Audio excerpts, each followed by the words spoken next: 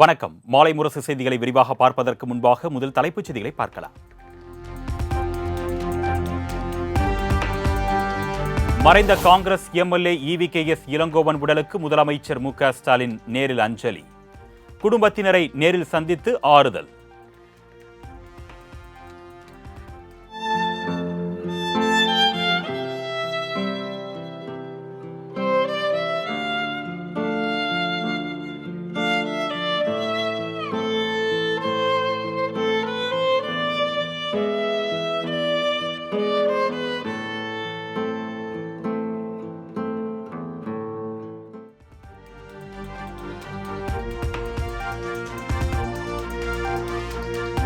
மறைந்த EVKS இளங்கோவன் உடலுக்கு பல்வேறு அரசியல் கட்சி தலைவர்கள் அஞ்சலி. திருமாவளவன், கனிமொழி, G.K. வாசன், H. ராஜா, நாராயணசாமி உள்ளிட்டோர் நேரில் அஞ்சலி செலுத்தினர்.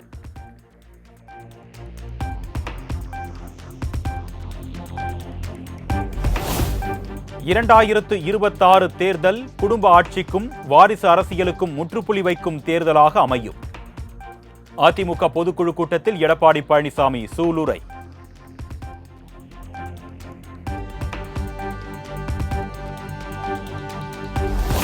(2026) சட்டமன்ற தேர்தலில் அனைவரும் விரும்பும் கூட்டணி அமையும் என்று EPS உறுதி. 2026 அதிமுக ஆட்சி முற்றிலும் மாறுபட்டு வேறு மாதிரி இருக்கும் என்றும் பேச்சு.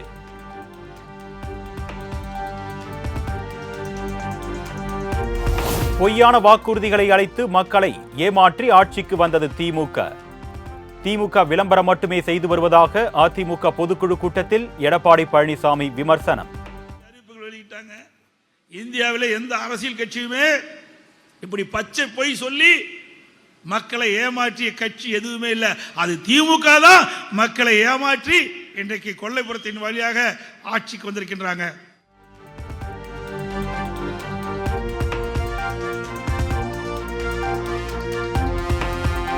அதிமுக பொதுக்குழு கூட்டத்தில் 16 தீர்மானங்கள் நிறைவேற்றம். மதுரை மேலூரில் டங்ஸ்டன் சுரங்கம் அமைக்க எதிர்ப்பு தெரிவித்து தனி தீர்மானம்.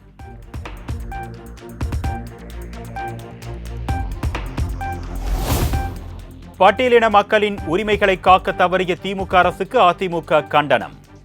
தமிழ்நாட்டில் சாதிவாரி கணக்கெடுப்பை நடத்த வேண்டும் என்று வலியுறுத்தி தீர்மானம்.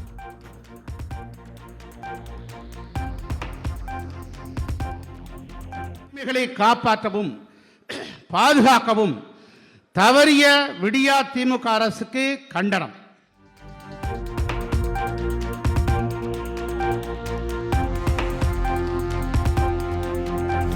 நூறு கருணாநிதி வந்தாலும் அதிமுகவை ஒன்றும் செய்ய முடியாது என்று முன்னாள் அமைச்சர் CV சண்முகம் காட்டம்.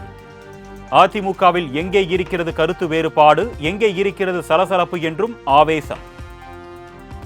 இந்த அண்ணா திமுக கடைசி தொண்டன் இருக்கிறவரை இந்த அனைத்து இந்த அண்ணா திராவிட எந்த கொம்பல்ல 100 கருணாநிதி வந்தாலும் ஒன்றும் செய்ய முடியாது.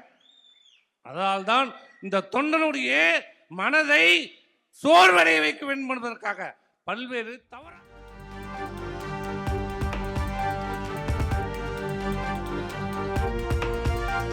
பாஜகவுடன் கள்ள உறவில் உள்ள எடப்பாடி பழனிசாமி மத்திய அரசை கண்டித்து ஒரு வார்த்தை கூட பொதுக்குழுவில் உச்சரிக்கவில்லை என்று RS பாரதி விமர்சனம். எடப்பாடி பழனிசாமி யோக்கியர் நாடகம் போட்டால் மக்கள் ஏமாந்து விடுவார்களா என்றும் கேள்வி.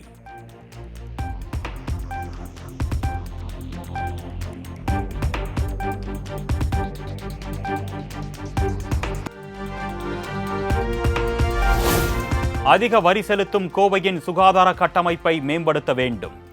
தரமான வாழ்க்கை நடத்துவதற்கான கட்டமைப்பை மாநில அரசு ஏற்படுத்தி தரவில்லை என்று வானதி சீனிவாசன் குற்றச்சாட்டு.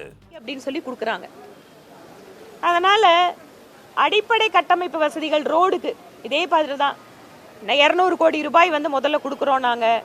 அதுக்கப்புறம் திருப்பி இன்னொரு 200 கோடி ரூபாய் வந்து கொடுத்துருக்கோங்கிறாங்க.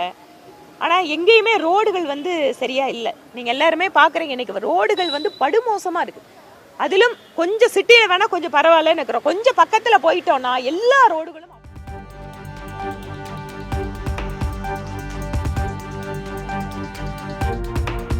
தூத்துக்குடியில் மழை வெள்ளத்தால் மிகப்பெரிய பாதிப்பு இல்லை. கனமழையால் பல்வேறு இடங்களில் தேங்கிய மழைநீர் வடிந்திருப்பதாகவும் திமுக MP கனிமொழி பேட்டி. கிட்டத்தட்ட 19,000 கியூசெக்ஸ் தண்ணீர் திறந்து விடப்பட்டு கோரம்பள்ளம்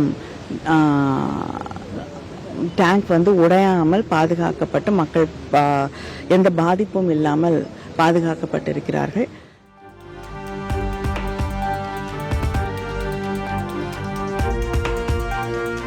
விசிகாவில் இருந்து நீக்கப்பட்ட ஆதவ் அர்ஜுனா மீண்டும் சர்ச்சைக்குரிய வகையில் கருத்து.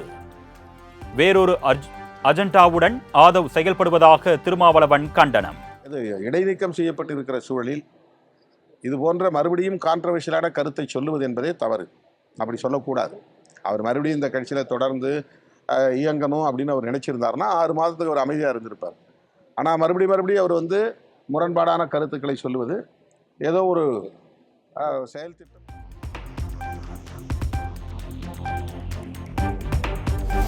விவேகானந்தர் நினைவு மண்டபம் திருவள்ளுவர் சிலை இடையே அமைக்கப்படும் கண்ணாடி கூண்டு பாலத்தின் பணிகள் 95% நிறைவு. பணிகளை நேரில் ஆய்வு செய்த அமைச்சர் ஏவா வேலு தகவல்.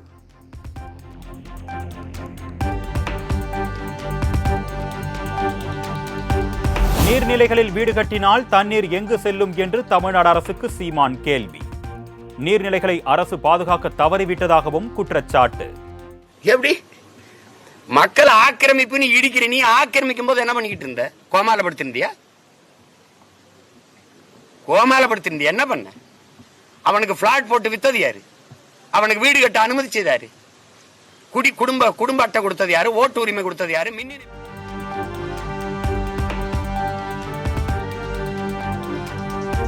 தாமிரபரணி ஆற்றில் ஏற்பட்ட வெள்ளத்தில் கருப்பன்துறை ஆற்றில் தரைப்பாலத்தில் அரிப்பு ஏற்பட்டு குடிநீர் குழாய்கள் முழுவதும் சேதம். திருநெல்வேலி டவுன் மேலப்பாளையம் போக்குவரத்து முற்றிலும் பாதிக்கப்பட்டதால் மக்கள் அவதி.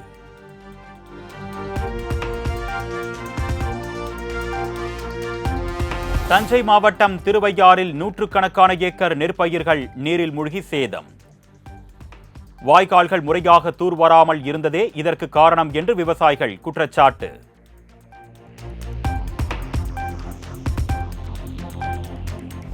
சங்கராபுரம் தென்பெண்ணை ஆற்றில் ஏற்பட்ட வெள்ளத்தில் மின்வாரிய ஊழியர் 30க்கும் மேற்பட்ட தீயணைப்புத்துறை வீரர்கள் 5 குழுக்களாக பிரிந்து தேடும் பணி தீவிரம்.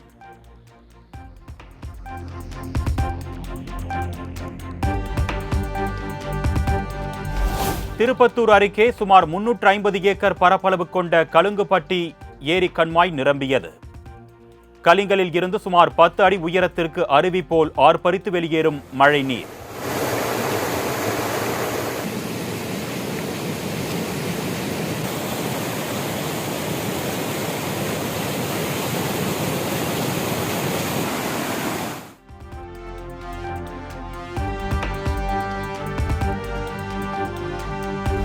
கோவில்பட்டி கடலையூர் கிராமத்தில் 1000க்கும் மேற்பட்ட விளைநிலங்களில் தேங்கியுள்ள மழைநீர்.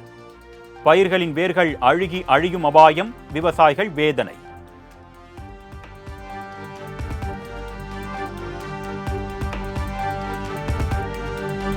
வருகின்ற 17, 18 ஆகிய தேதிகளில் டெல்டா மாவட்டங்களில் கனமழைக்கு வாய்ப்பு. சென்னை வானிலை ஆய்வு மையம் கணிப்பு.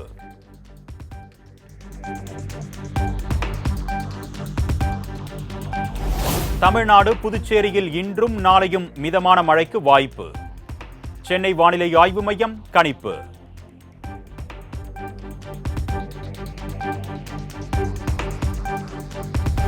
கடல் சீற்றம் காரணமாக கடலூரில் கடலில் ஃபைபர் படகு கவிழ்ந்து விபத்து. மீனவர்கள் 2 பேர் கரை சேர்ந்த நிலையில் மாயமான ஜெகன் என்ற மீனவரை தேடும் பணி தீவிரம்.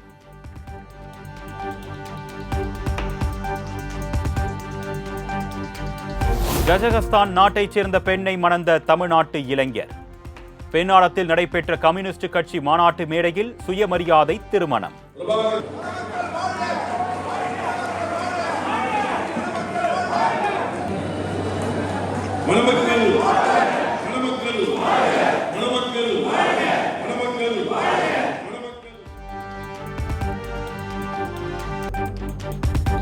திருத்தணி சுப்பிரமணிய சுவாமி திருக்கோவிலில் குவிந்த ஆயிரக்கணக்கான பக்தர்கள் 2 மணி நேரத்திற்கு மேலாக காத்திருந்து சுவாமி தரிசனம்.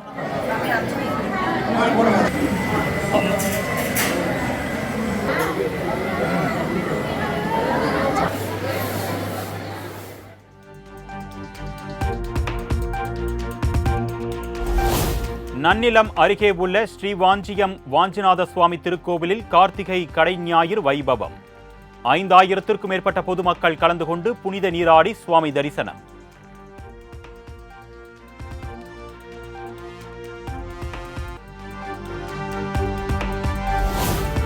திருவண்ணாமலையில் கார்த்திகை தீபத்தை முன்னிட்டு ஆயிரக்கணக்கான மக்கள் குடும்பத்துடன் கிரிவலம்.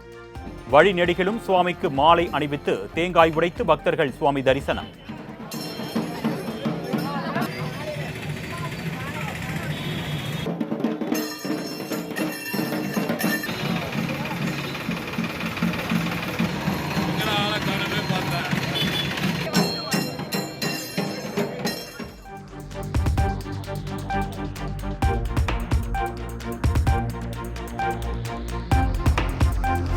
டெல்லி சட்டமன்ற தேர்தலுக்கான இறுதிக்கட்ட வேட்பாளர் பட்டியலை வெளியிட்டது ஆம் ஆத்மி.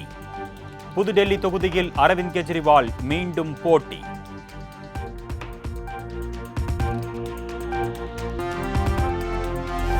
இந்தியாவுக்கு எதிரான 3வது டெஸ்ட் போட்டியில் சதம் விளாசினார் ஆஸ்திரேலிய அணி வீரர் ஸ்மித். இந்தியாவுக்கு எதிரான டெஸ்டில் அதிக சதம் விளாசியவர் என்ற ஜோ ரூட்டின் சாதனையை சமன் செய்தார்.